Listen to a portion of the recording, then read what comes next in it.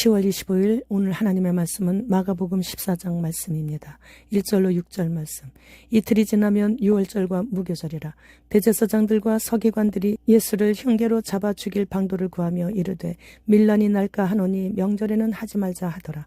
예수께서 베다니 나병 환자 시몬의 집에서 식사하실 때 한 여자가 매우 값진 향유 곧 순전한 나드 한 옥합을 가지고 와서 그 옥합을 깨뜨려 예수의 머리에 부으니 어떤 사람들이 화를 내어 서로 말하되 어찌하여 이 향유를 허비하는가? 이 향유를 300데나리온 이상에 팔아 가난한 자들에게 줄 수 있었겠도다 하며 그 여자를 책망하는지라.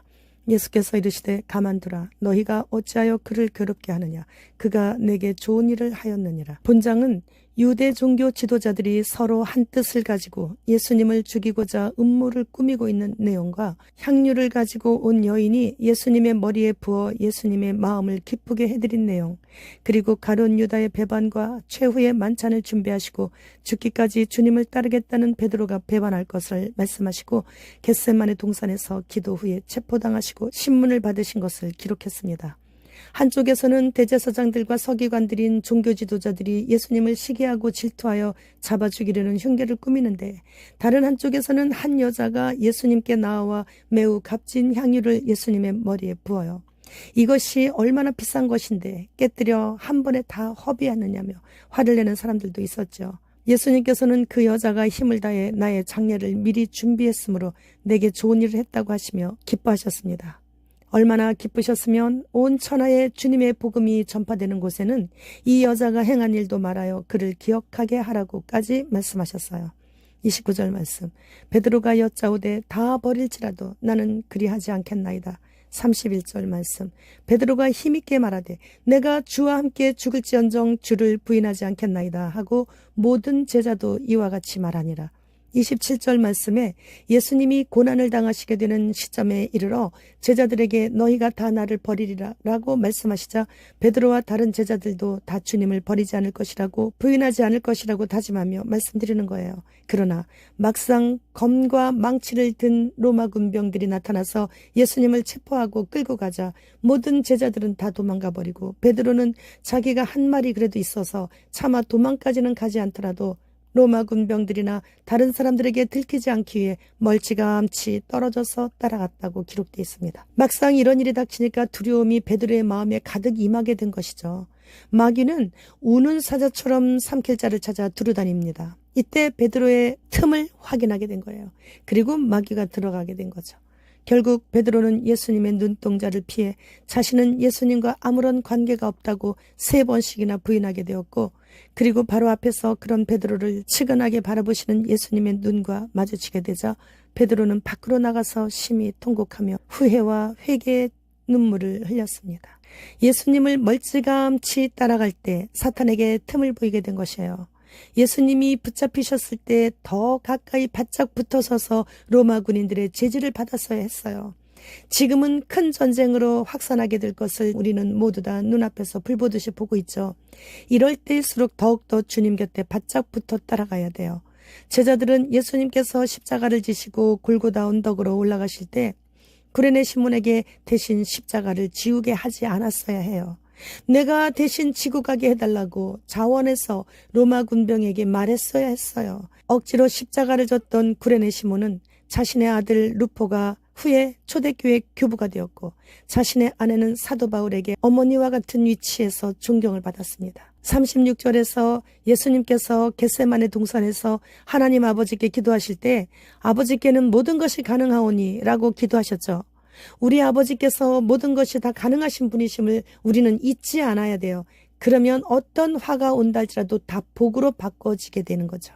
그렇기 때문에 고난이 올 때 불평과 원망이 아니라 감사를 올려드려야 해야 하는 그게 이유인 거예요. 44절에서 가룟 유다가 예수님을 팔 때 군호를 짜서 내가 입 맞추는 자가 그이니 잡으면 된다고 했어요.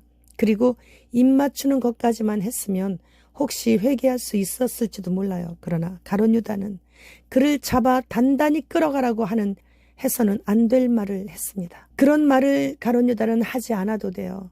그가 예수님께 입 맞추자마자 로마 병정들은 누가 시키지 않아도 바로 예수님이라는 것을 알기 때문에 잡을 것이고 그렇게 말하지 않아도 단단히 메어서 끌어갈 것이기 때문이죠. 자신이 해야 할 일만 한 것이 아니죠. 가룟 유다는 자신의 영역을 넘어 월권 행위까지 하는 죄악을 범했어요. 결국 그는 뉘우치기까지만 하였고 마지막 회개까지는 갈 수 없었습니다. 오늘 말씀을 보면서 생각해야 돼요. 죄를 지은 후 깨닫는데 그쳐 후회만 하는 것이 아니라 가슴 아파하며 회개까지 할 수 있다면 이보다 더 큰 복은 없죠. 50절 말씀, 제자들이 다 예수를 버리고 도망하니라.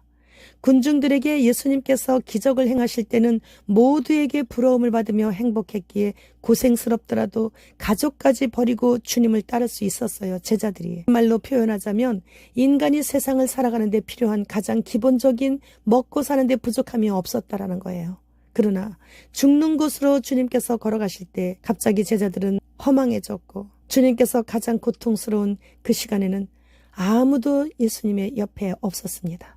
그때 예수님의 옆에는 야유하는 군중들과 주먹으로 예수님의 머리를 치는 자들과 길이 10cm가 넘는 가시나무를 꺾어와서 예수님의 머리에 깊숙이 박아 꽂아서 씌우면서 히닥거리며 조롱하며 침을 뱉는 자들 뿐이었습니다.